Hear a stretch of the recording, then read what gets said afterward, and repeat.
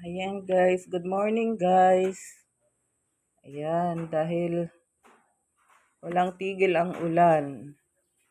Dito na kami naglatag ng palay sa loob ng bahay, oh.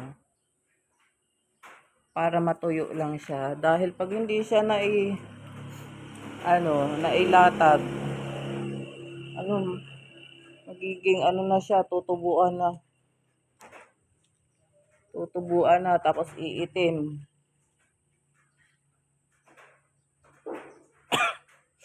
Ayan. Wala pong tigil ang ulan dito. Hindi makapagbilad sa labas. So, pansamantala, ito lang ang kasya, 3 sako.